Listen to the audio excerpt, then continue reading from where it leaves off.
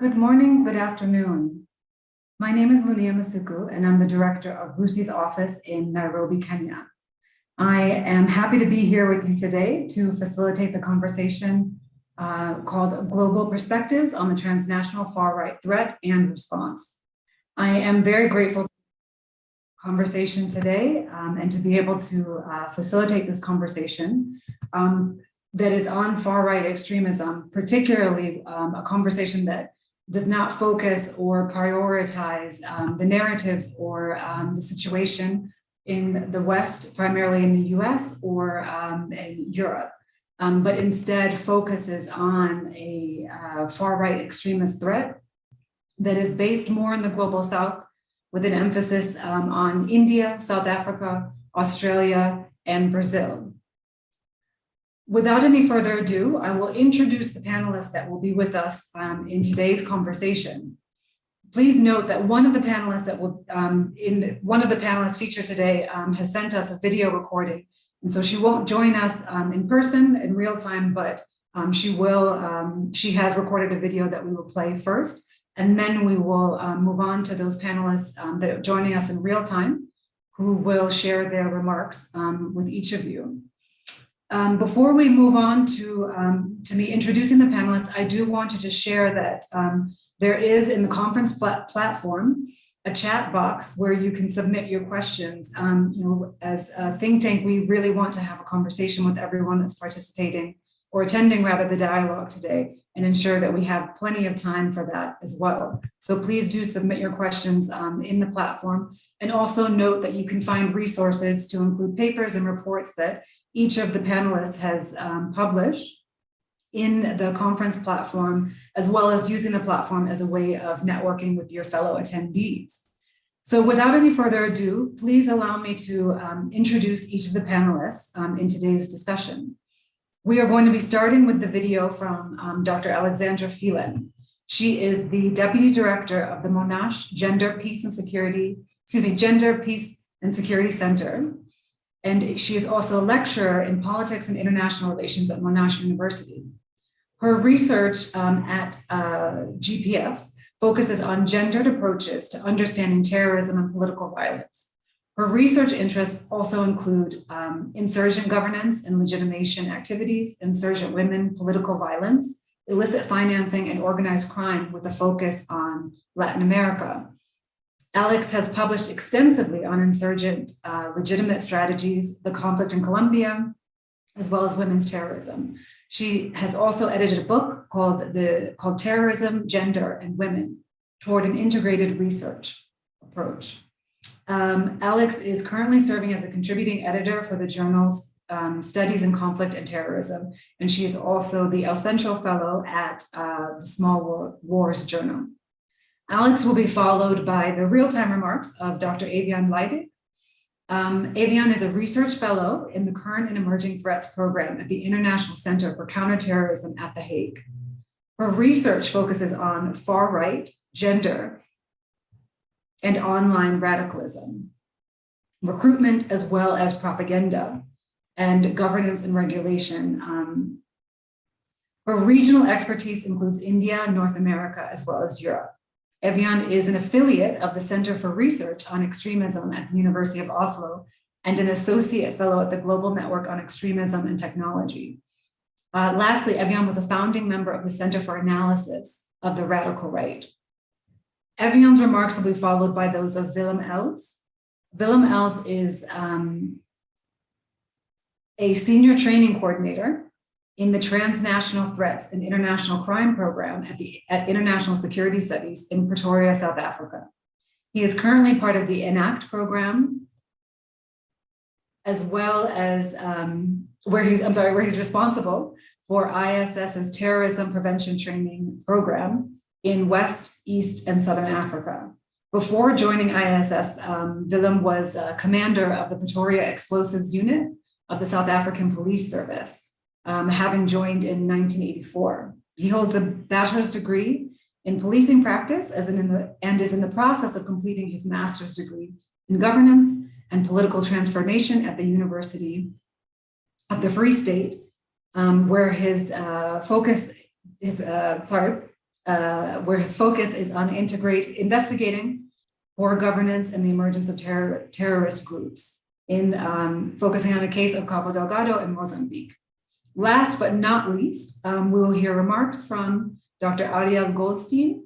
Ariel is a researcher at the National Scientific and Technical Research Council and Institute of Latin American and Caribbean Studies. He teaches Latin American politics at the University of Buenos Aires and is the author of several books, most recently, one titled Bolsonaro and another titled Evangelical Power.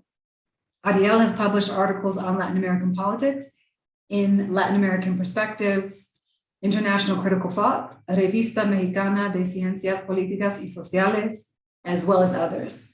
So from there, I would like to turn it over to Jvile so that we can hear the recording of Dr. Alex Phelan's remarks. Over to you, Jvile.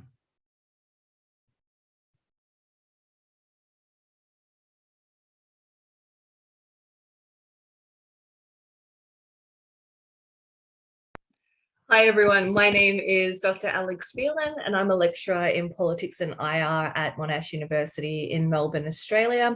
And I'm also the Deputy Director of the Monash Gender, Peace and Security Centre, or Monash GPS.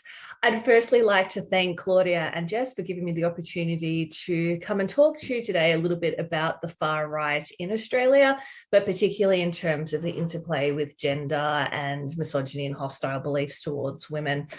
So early last year, the Director General of Security in charge of the Australian Security Intelligence Organisation, or ASIO, Mike Burgess, elevated the threat posed by right-wing extremism in Australia.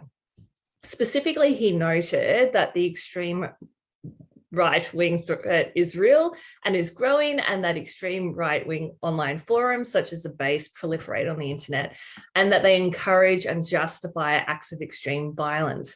But quite interestingly, however, the address also made reference to gender ideology in the risk scenario for the very first time, stating that intolerance based on race, gender, and identity, and the extreme political views that intolerance inspires is on the rise across the Western world in particular.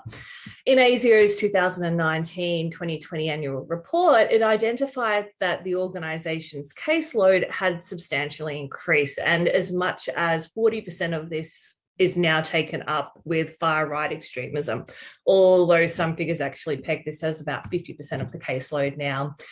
Now, in light of the March 15, 2019 Christchurch attack that killed 51 people, this really does come as little surprise to Australians, despite the fact that in the past, the Australian government has been particularly and predominantly concerned with jihadist terrorism. But a series of recent events in Australia has overtly demonstrated that far-right extremism is not only on the rise, but in many ways has been emboldened by recent events, such as the January Capitol siege in the US. For example, Australia's National Socialist Network, a far-right neo-Nazi organisation, went to the Grampians National Park here in rural Victoria and engaged in a series of quite overt concerning activities, including a cross-burning and chanting white power slogans. A couple of months ago, though, an investigation involving Australian newspapers, The Age and the Sydney Morning Herald, and the TV show 60 Minutes revealed that they had an informant who had actually infiltrated the National Socialist Network for months and filmed and recorded its activities internally. Allegedly, Tom Sewell, the leader of the National Socialist Network, was recorded comparing Brenton Tarrant to Nelson Mandela, and the group is liaising with not only international neo-Nazi groups, but also domestic bikie gangs and allegedly a prison skinhead gang as well. Now, groups such as the National Socialist Network and former Lads Society here in Australia, also founded by Sewell, also appeal to gender in not only their recruitment strategies, but also within their messaging to not only radicalize, but also recruit men into the movement. For example, at a recent XYZ conference, which is a far-right alternative media outlet here in Australia that, according to them, is dedicated to free speech and Western restoration, Sewell spoke specifically about how gender should be understood within the movement and how, the gender should actually be understood in the worldview of a national socialist, according to him. According to Sewell, men and women exist as separate biological entities and as separate metaphysical entities. Men and women are different and therefore they're not equal. Men and women have different roles in society based on their biological nature. Women must prioritize child rearing above all else, and society must be structured accordingly. Now, the recognition that gender identity and ideology are connected to threats of violent extremism has recently been the subject of a growing body of scholarship, policy, and also evidence-based research, particularly given the misogynistic and hostile beliefs towards women that are often espoused in far-right organisations globally. It is becoming increasingly imperative that we understand how constructions of masculinities and femininities can drive radicalisation, influencing and reinforcing gendered language and also online messaging, and also specific recruitment targeting women and men in quite distinct ways. So as an example, the misogynist, racist, bigoted and homophobic grievances in Tarrant's The Great Replacement manifesto condemn the decline of fertility rates and destruction of the traditional family unit. And these more gendered ideological grievances have hardly been analysed or really addressed within policy. But the interesting thing is, that this is actually despite the racialised gender ideology that underpins the manifesto, which is really quite explicit, revealing a very radicalised gender identity as integral to violent extremist beliefs, particularly amongst far-right extremism. Now, in a recent project here at Monash GPS, we have examined gender constructs in extremist groups in Australia. And we found specifically that among far-right extremist groups, gendered messaging is pervasively used, and such messaging is directed towards both women and men. It suggests the types of distinct roles that they should play in supporting the movement, particularly in terms of supporting the strategic and operational objectives of the group. And, particularly in terms of Tom Sewell's conceptualization of gender in, well, at least the National Socialist Network, you can probably imagine that the roles of men and women in the movement are quite distinct. So one group explains, for example, that a real alpha male should remain physically fit in order to, according to them, protect his current or potential female partner and children from all aggressors and foreign invaders, closely linked to broader far-right extremist ideology that tends to promote the need for protection vis-a-vis outgroups. But more than this, we actually identified specific gendered themes in the online content of far-right groups. For example, some messaging casts women as being the reproducers of the white race, and to strong men as the protectors and guardians for his family and race. They also suggest how both women and men should act within the movement, not just the roles that they should play. So one far-right group explained that women within the movement should focus on self-improvement, be fit and healthy, and develop skills and education, but that they should also seek to find honourable men that share the same values, and that they are tasked with building a strong empire, a strong family. Another far-right group, though, emphasised men's roles as the leaders of women and children. Strikingly, in far-right groups, we found that ideological constructs linked to the fight to protect, I should say, were often linked to traditional gender norms and deliberate appeals to paternal and maternal instincts. Now, with the exception of some larger neo-Nazi groups here in Australia, like the National Socialist Network, in Australia, I guess far-right extremism very much thrives in the online space, particularly exacerbated by COVID and the result of, seems like countless lockdowns here, not only in Victoria, but also within New South Wales and other areas in the country. But despite this, the interplay between gender identity, gender ideology, and channels that promote violent extremism through transnational networks, such as through social media, online forums, and messaging apps, remains relatively underexplored. And the interesting thing is, as we know, this is despite these being key sites of radicalisation. So it would appear that existing policy appears to still not really account for the diverse gendered experiences of individuals engaged in far-right extremism, including how toxic masculinities can radicalize and sustain involvement, even when espoused online and even though these are views often espoused online, and also then the online and offline intersection of communication for these ideological extreme groups.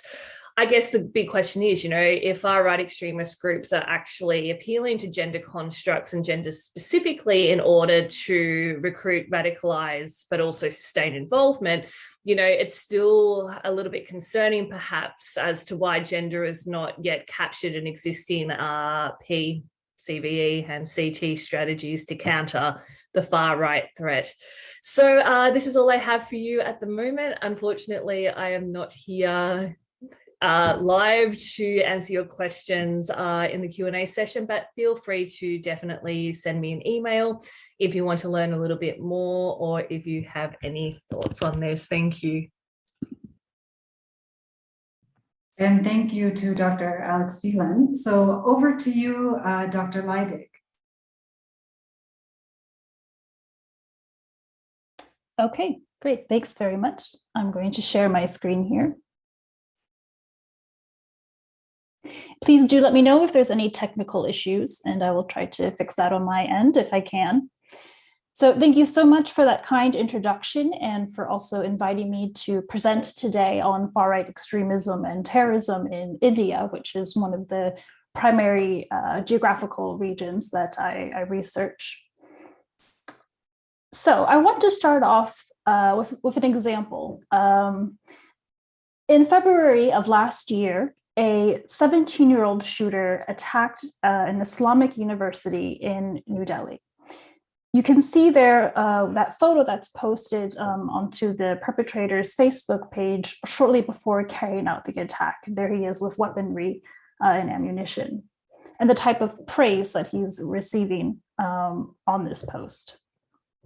The shooter had broadcast his attack live on Facebook, and you can also see during the broadcast that police that were present there at the premises stood by watching this young man carry out his attack.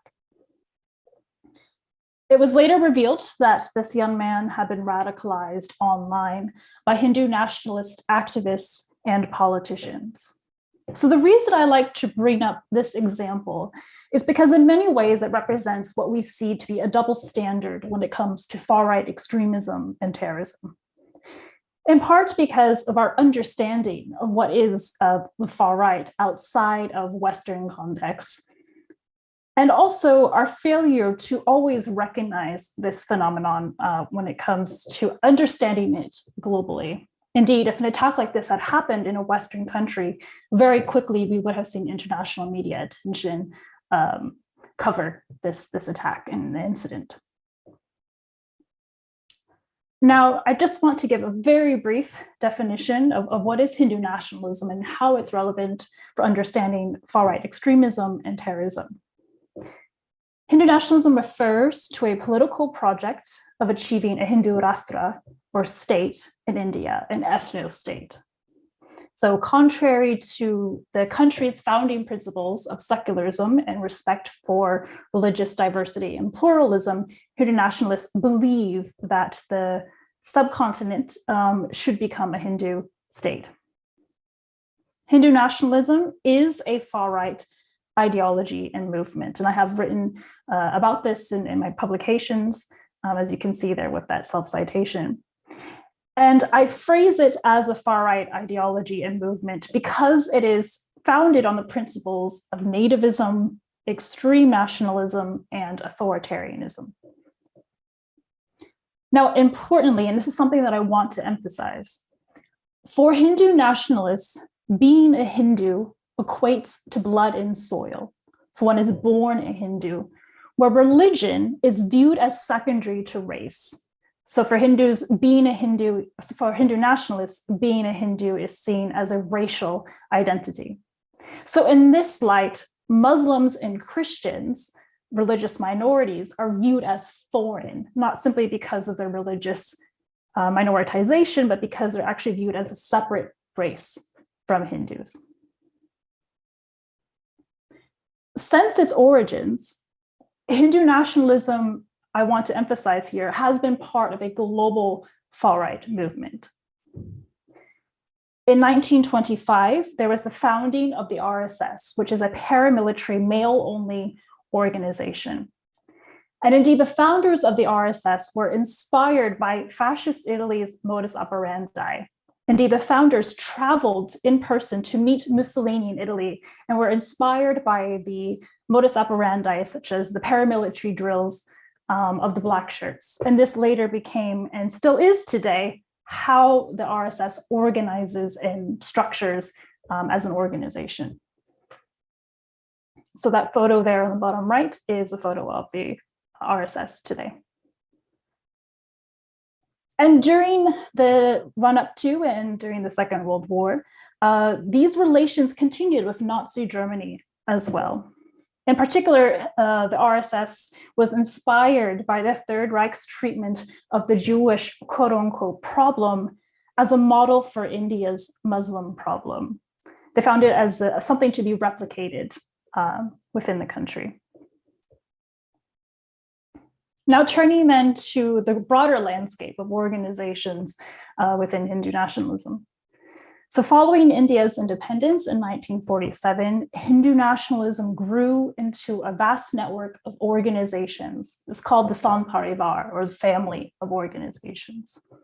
And this is a vast array of different organizations, which includes political parties such as the now ruling BJP party, youth wings, such as the Bajrang Dal. So that's the photo there in the top right, which is a militant male-only organization.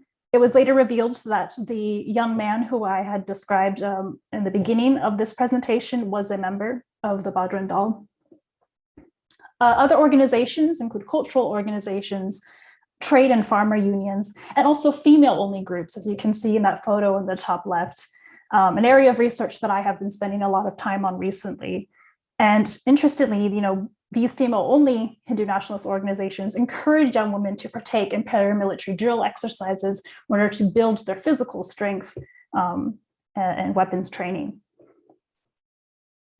Now, Hindu nationalism has remained somewhat on the fringe until 2014 with the election of Prime Minister Narendra Modi, and later on his re-election in 2019.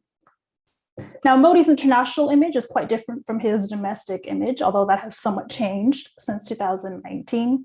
As you can see there in that campaign poster, the slogan is, "I am patriot, I am nationalist, I am born Hindu."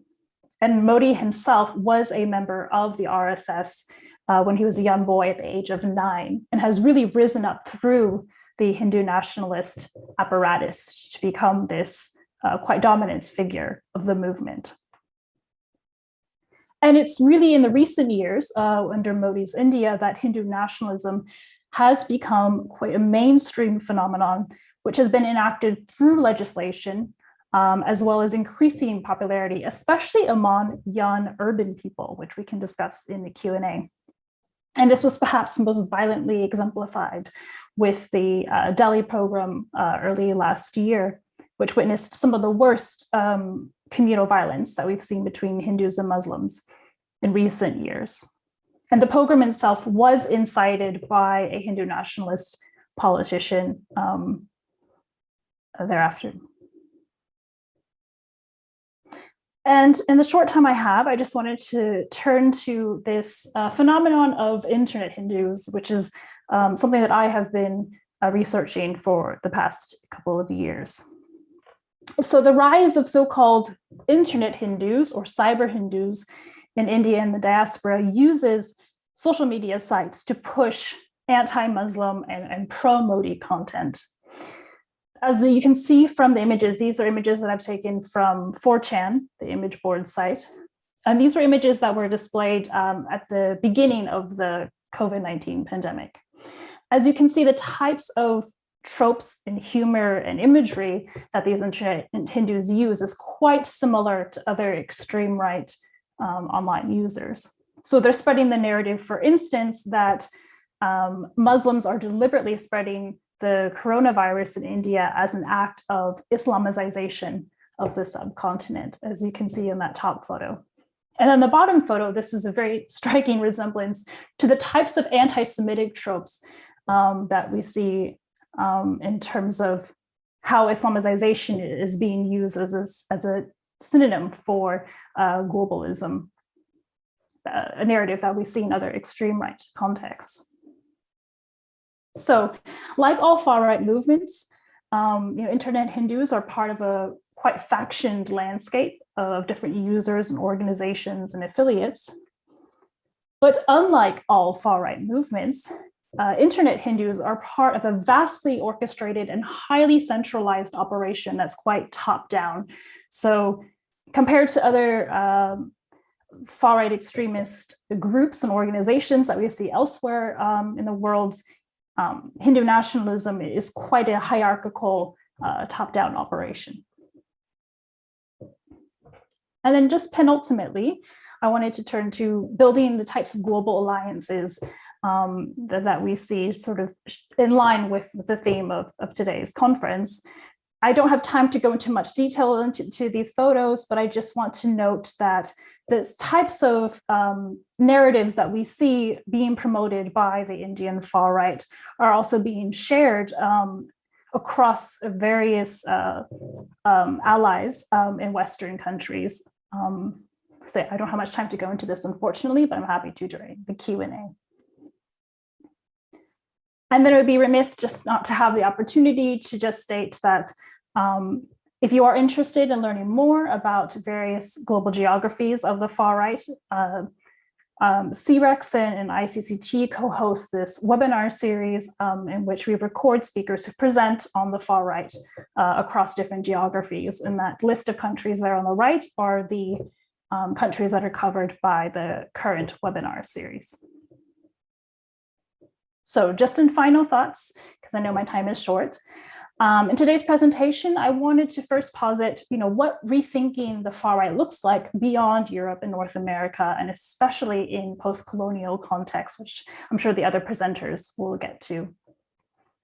Another thing about India is I always get asked the question, so what? Why should we care about the far right in India? It's by and large a domestic threat. Well, India is the world's largest democracy, and it is a prime example of what a successful far-right government looks like that has become mainstream through Modi today. And this provides legitimacy to a country that is, by and large, considered an ally to many countries in the West. And then just a final point is that the far-right is becoming more globally connected, as you'll see throughout these presentations today, with the Indian far right part of this transnational network at many levels. So thank you for your time, and I look forward to hearing the other presenters. Thank you, Eviane. That was really interesting. I know that a lot of the audience is going to have questions for you when we come to the Q&A session. Over to you, Willem. The floor is yours. Thank you very much. I'm just going to share my presentation.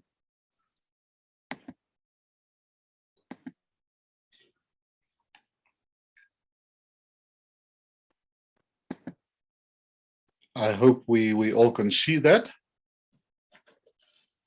Yes, we can. It is presented. Okay, thank you. Thank you, first of all, to the organizers for the invitation. As mentioned, I'm Willem. I'm from Institute for Security Studies in South Africa, part of the INACT program focusing on transnational organized crime, and particularly in my position focusing on the nexus between organized crime and terrorism. For the purpose of this short presentation, we're going to focus on the far right in South Africa, and more particularly so the far right movements in the post-apartheid era of South Africa.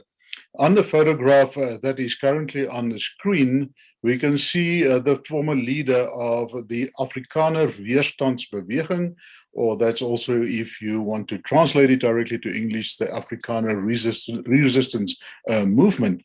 Now, this was a very strong group. It predominantly under your white Afrikaner population in South Africa.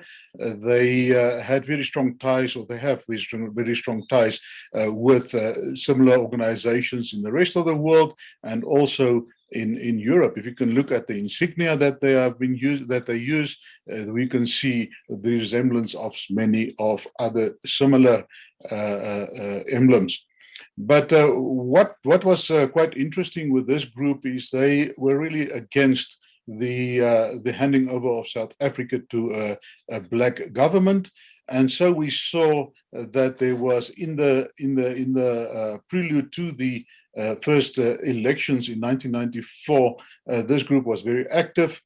Several of them were arrested, some of them were killed in Bophuthatswana, but we saw on the election day, 27th of April, 1994, they detonated a vehicle bomb at the departures terminal of the international airport here in Johannesburg. So fortunately, no one was killed in that incident. But what happened there is this group, they couldn't manage to steal a vehicle. So they borrowed the vehicle of one of the guys in the group that they didn't particularly like, and they filled it with explosives and they detonated it right here in front of the airport. 2 days later, there was another explosion in front of the courthouse in Johannesburg with some more incidents. These people were arrested. We investigated this case. We arrested them. And incidentally, let me just go back.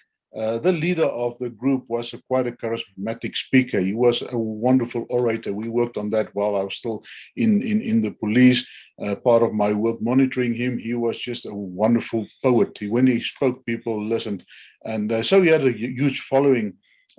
But unfortunately, so a few years ago, he was murdered on his farm by one of his black farm workers.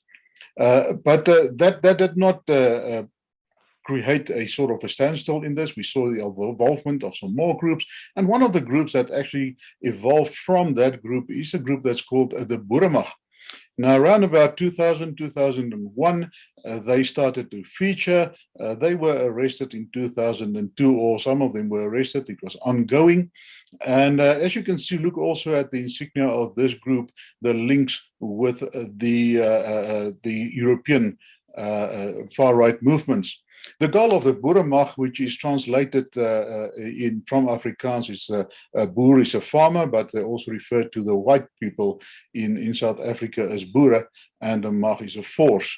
So the goals of this group was to overthrow the government of the Republic of South Africa by means of armed conflict, the establishment of an independent pure white state in the northern part of South Africa, as well as to exterminate all non-white people, or even those white people who do not support them.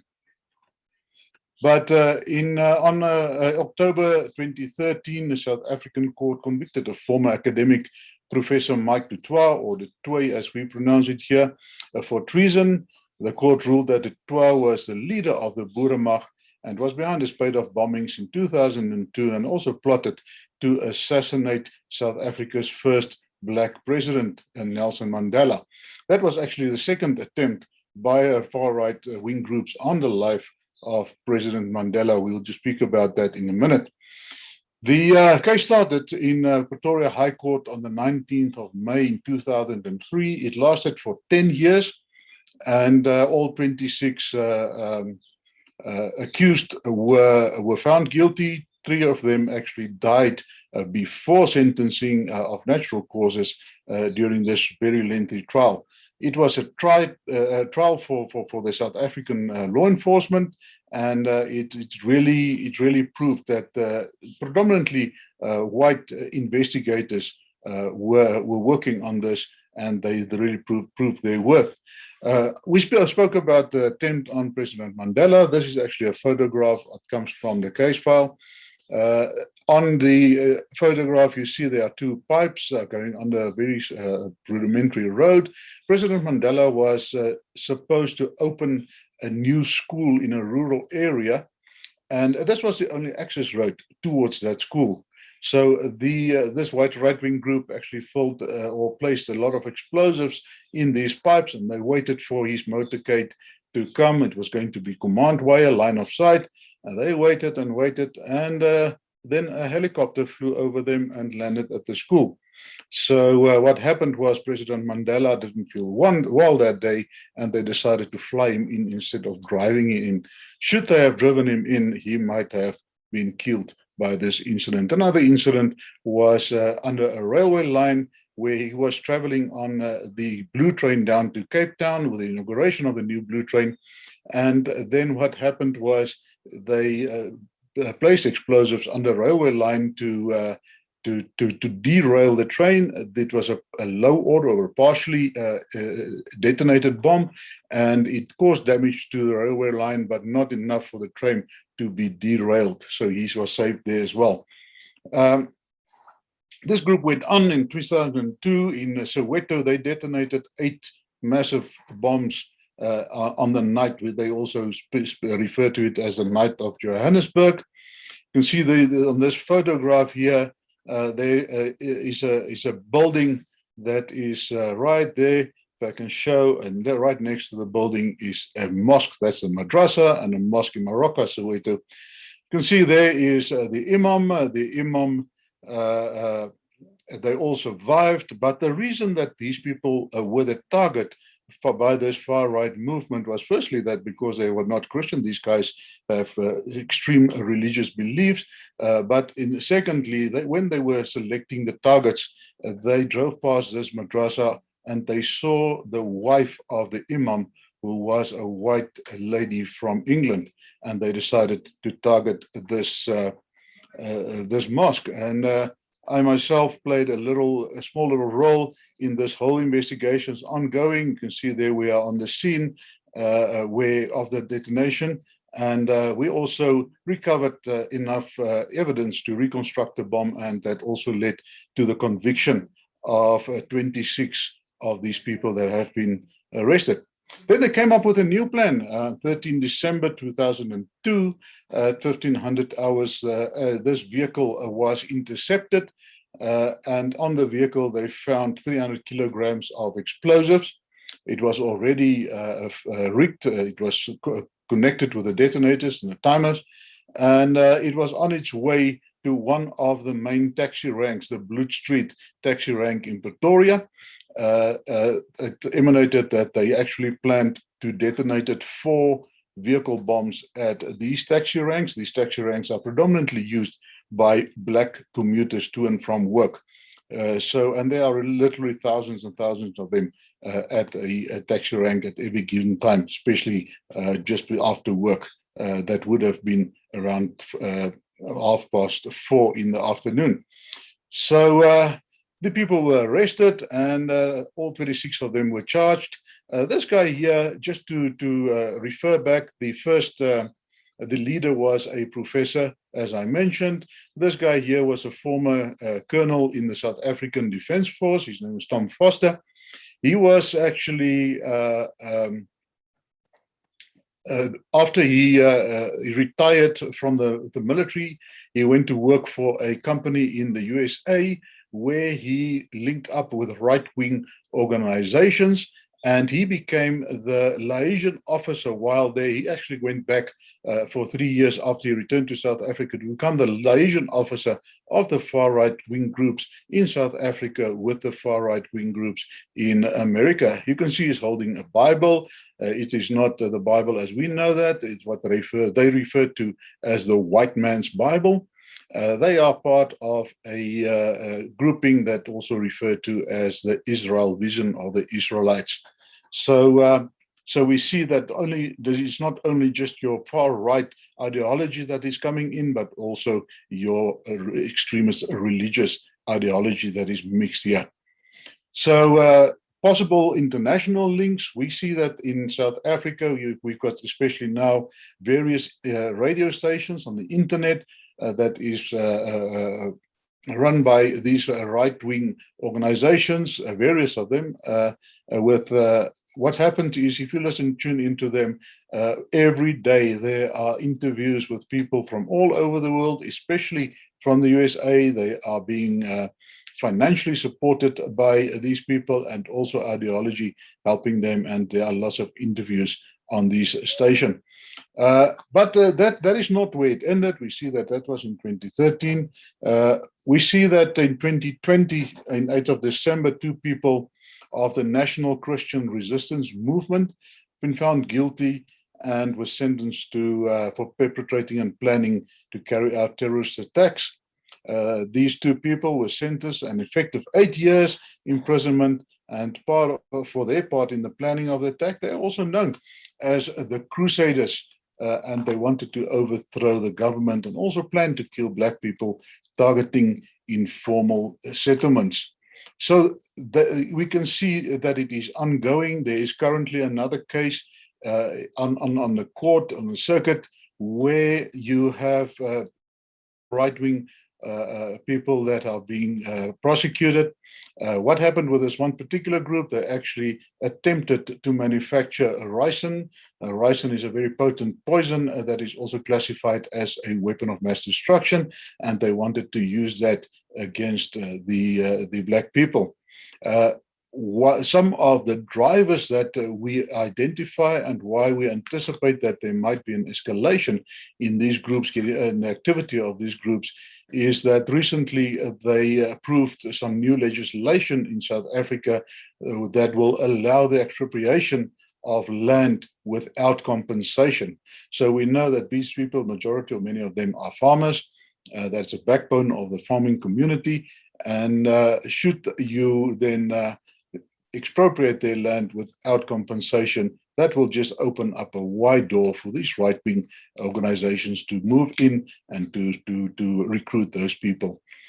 So that is, in short. We do not have a lot of time. In short, what we can share in the time that we have about the history, the recent history, but also the ongoing challenges with right-wing organizations within the South African context. I thank you.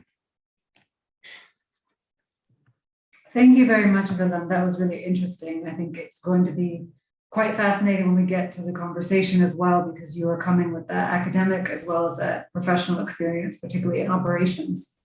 So allow me now to hand over to Ariel Goldstein. Ariel, over to you. Okay, thank you very much. Thanks for the opportunity to talk in this very important discussion. I will put my presentation of PowerPoint. Just a minute, please.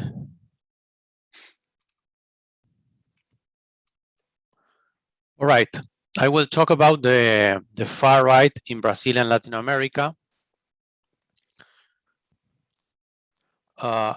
First, I will say that we can characterize 4 waves in the history, on the recent history of Latin America, about the Latin American right. The first, it was classic populism, developed first in Argentina and Brazil, influenced by European fascist experiences of Mussolini and Hitler. This was part of, in Brazil, for example, with a movement called integralism. And Brazil also had the biggest Nazi party outside, inside Latin America. Also, Peronism in Argentina. They were admirers of the Nazi regime, so they had connections. And this was the first wave of the Latin American right in the 20th century. Then was some dictatorships that appeared in Latin America after the Cuban Revolution. The Cuban Revolution in 1959 empowered the leftist and guerrilla movements in the region. But at the same time, the US and the military in Latin America empowered some military coups to destroy these left-wing aspirations, sometimes violent. The third wave, that was what I called neoliberal populism in the 90s. That was led by Collor de Mello in Brazil, Menem in Argentina, and Alberto Fujimori in Peru. After the fall of the Berlin Wall, there was established the Washington Consensus in the region, where the privatization and deregulation and liberal free market was one of the most important things in the region, and that was applied by these three governments. And then, actually, currently, we have a new far-right figures in the region, and that's something that I will talk and will center my presentation today. That is this fourth wave of the right wing in Latin America that started in 2010. Okay, this fourth wave is mainly centered against what they call the socialism of the 21st century, represented by Venezuela, Nicaragua, and Cuba. John Bolton, a former security advisor of Donald Trump, called these three countries the Troika of Tyranny, or the Troika of Terror. The right wing in Latin America is organized against what they call the socialism of the 21st century, or the Foro de Sao Paulo. That is another organization that reunites the left-wing organizations in the region. The first case in this sense is Colombia, because in Colombia there's a strong right-wing order constructed by Álvaro Uribe. Uribe said Colombia has a very long conflict, armed conflict with the FARC, that is a guerrilla group of left wing. And Uribe made a very intelligent situation, saying that everyone that was leftist was a terrorist. So that's how he get off the game, the political game, the left for a long time ago, for a long time. So that was very successful. That was something similar than what Alberto Fujimori made in Peru, where he fought against Sendero Luminoso. That was another leftist terrorist group, but those two countries empowered a very powerful right wing in the region, Peru and Colombia, saying that everyone that was not right-minded was a terrorist, right? Okay, here are some connections that I want to present that are very actual in this moment. There is Santiago Abascal is the president of the, Vox, that is a radical right-wing party in Spain. They had the Fundación Disenso, they had the Carta de Madrid, and this Carta de Madrid it's a missive against communism, what they call communism, and it was signed by a lot of right-wing politicians all across Latin America. For example, there is Rafael López Aliaga in Peru, that was a former presidential candidate. Keiko Fujimori, that is the daughter, sorry, of Alberto Fujimori, and that is also a former presidential candidate on the last elections in Peru. There is José Antonio Cast in Chile, that it's first in the service for the next election this month in Chile. There is Javier Milei in Argentina, and that had a very good development in the city of Buenos Aires on the last elections in my country. And there is Eduardo Bolsonaro and the Bolsonaro's family that are signing this this document led by Santiago Abascal and the Fundación Disenso. There is also other, I say that the two main inspirations for the Latin American far right and right wing or radical right are the Republican Party of the United States, under the leadership of Donald Trump, and also the Spanish radical right-wing party, Vox. So I will talk a little bit about the international connections, something that about Eviane talked also with the case of India. Okay, we are experiencing a moment in Latin America where we are having a far right or a radical right that presents some similarities with the European or North American populist radical right. In the case of Latin America, it's a combination of economic radicalized liberalism with privatization. They promote privatization, market deregulation, absence of state interventionism. This is all characterized as socialism for this radicalized liberalist economic radical right. But also they present conservative values against what they call gender ideology.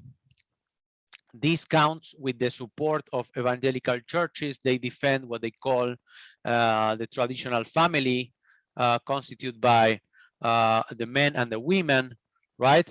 As I said, we have the alliances with Vox against communism, and also for this Carta de Madrid that was signed by 47 members of the Congress in Peru. Peru is the country which obtained the biggest part in these signs for the Carta de Madrid. Also, what I say is that in Latin America currently, with the effects of the pandemic, what we are having is a political disenchantment against institutions, elite, and democratic regime that favors authoritarian solutions. What we see in two very important surveys that we have in this year, the Ipsos survey and the Latino Barometro, it's a very, there is a high distrust against the elites of all the countries in Colombia, in Brazil, in Peru, in Argentina, that destroys the confidence in the democratic regime. So the incentives for a radical right that attacks the political class are on the rise. Also, we have what Vox calls, this Spanish radical right party, Vox calls the Iberosfera. What is Iberosfera? Iberosfera is what they call like a relationship between Europe and Latin America that will belong to a Hispanic belong from their past.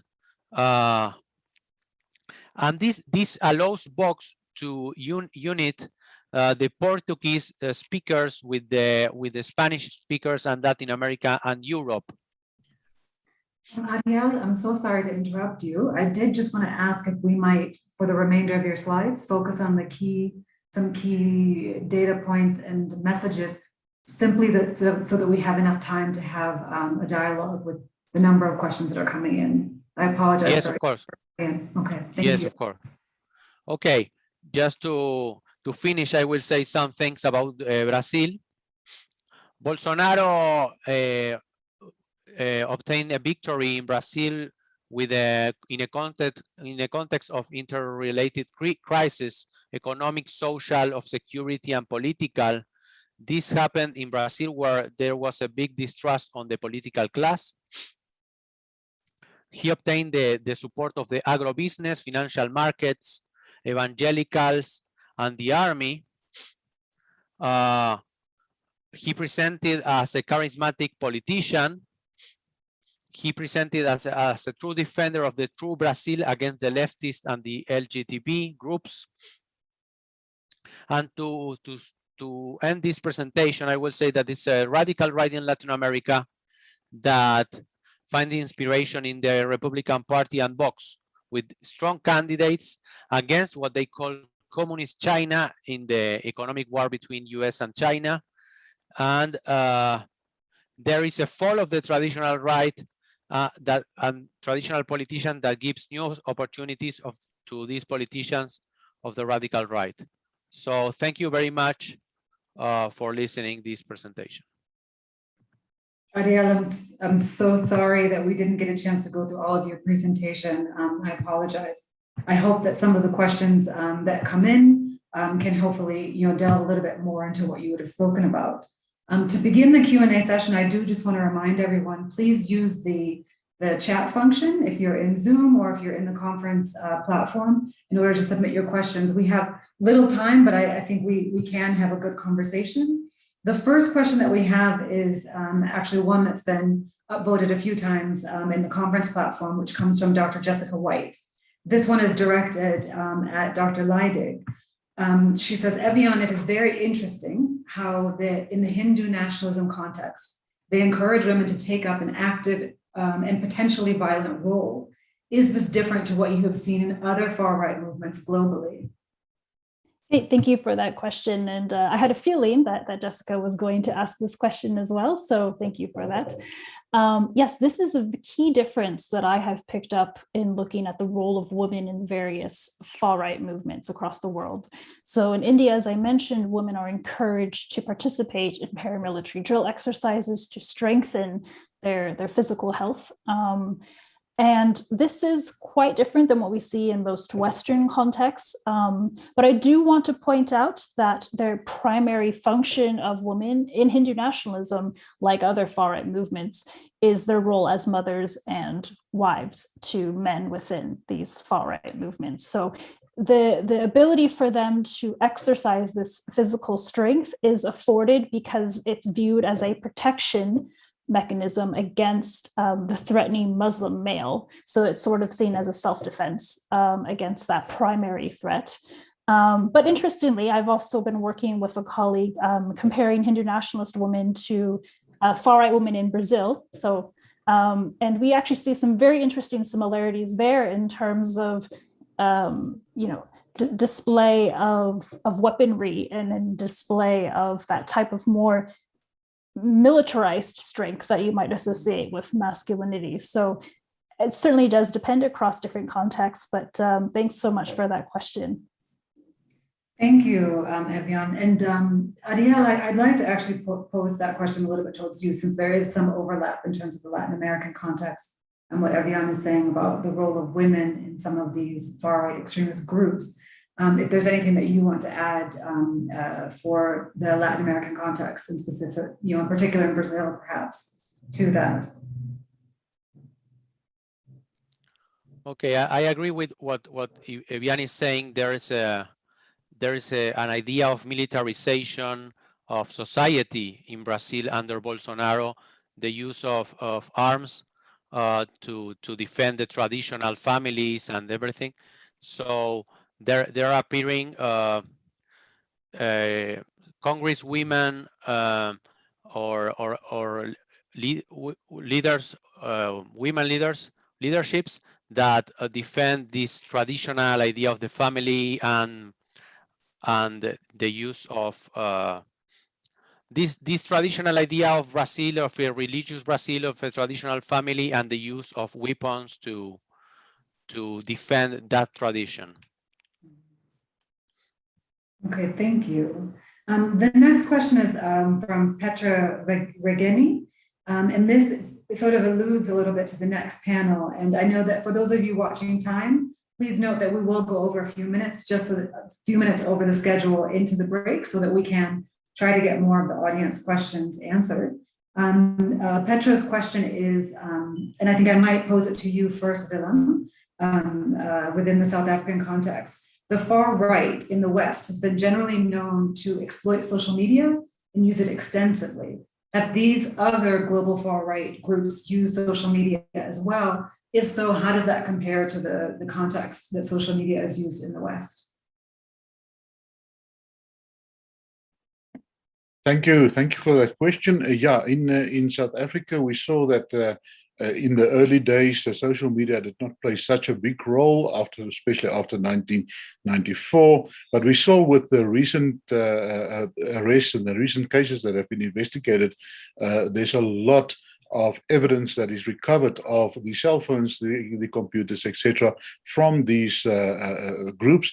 We also see there's a lot of secret communication that is taking place. These groups are getting savvy. They are using the dark web to communicate. They are using all the different apps that makes it very difficult for you to access and to break their codes.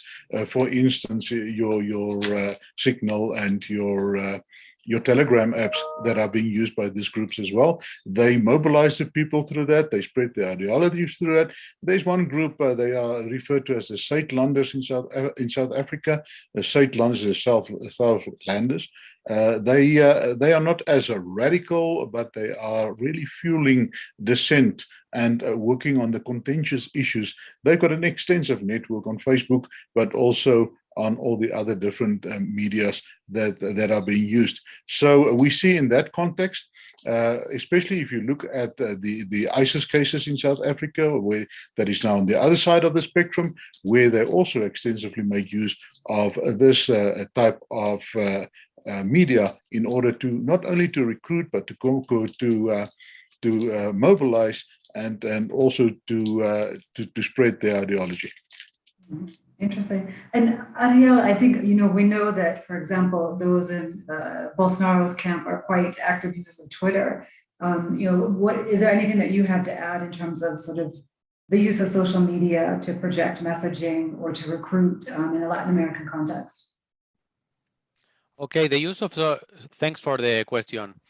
The use of social media was very important in the Brazilian campaign of 2018. Bolsonaro developed a strong strategy in WhatsApp that was not used very much for political reasons before. And so all the political establishment was surprised because Bolsonaro dominated this source while the opposition candidates, the other candidates didn't.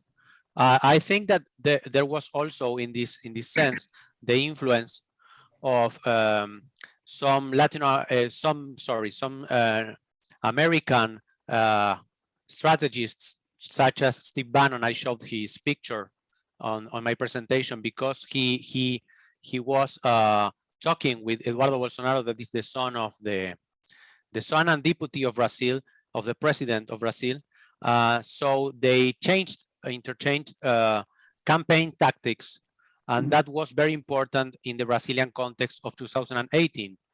I just want to remember that after the Brazilian elections, WhatsApp started to point that you cannot send a message to more than 5 people at the same time. But this was strongly used in the Brazilian campaign, constructing a lot of myths like the Workers' Party, the opposition candidate, was going to promote sexual harassment to women and people, and he was violent and abuse to children's, everything.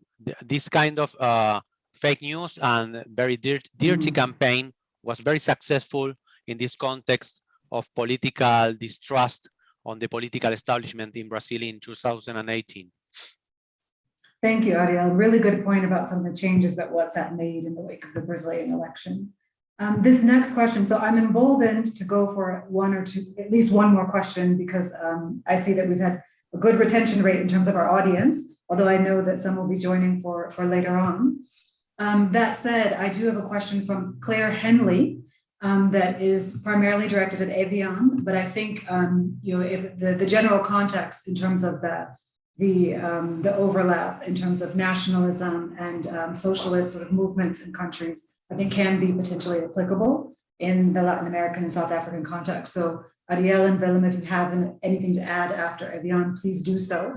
Eviane, so the question from Claire Henley is, drawing back to the European context, what are your thoughts on the intersection between National Socialism and Hindu nationalism, i.e. the works of Savitri Devi, etc., and the role that this has played in Western right-wing or far-right extremism, or the language we're using? Great. Thank you very much for that question, Claire. Sort of a very surprising one, because Savitri Devi is such an esoteric figure. And if you are interested, Nicholas Goodrick-Clark has a fascinating book about Savitri Devi called Hitler's Priestess. So for those who are unfamiliar with Savitri Devi, she was a Greek-French national who converted to Hinduism and played quite a prominent role in helping to support the Nazi regime even going so far as to engage in covert operations to help the Nazis during this time. She still remains quite an inspirational figure for, I would say, at least for the Anglophone far right today. There is actually an entire archive of her works that is maintained by a white nationalist known as Greg Johnson, who runs Counter-Currents Publishing in the US. In terms of the actual exchange or interdynamics, historically, it's been a lot more in terms of Western influences upon ideological thought and direction for the Indian far right.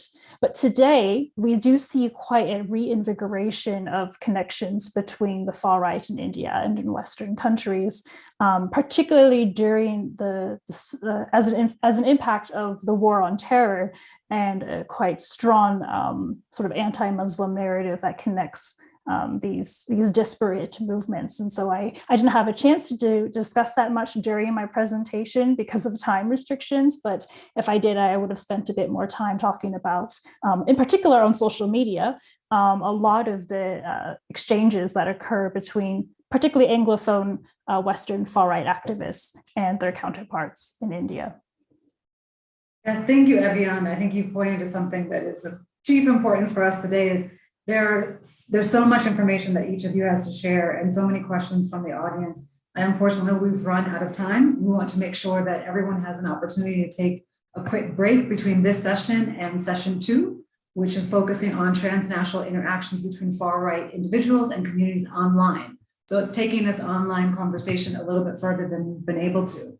So in closing, I do want to thank each and every panelist. Thank you so much for joining and participating in this conference that RUSI has put on today. I also want to thank the audience for taking the time to join us.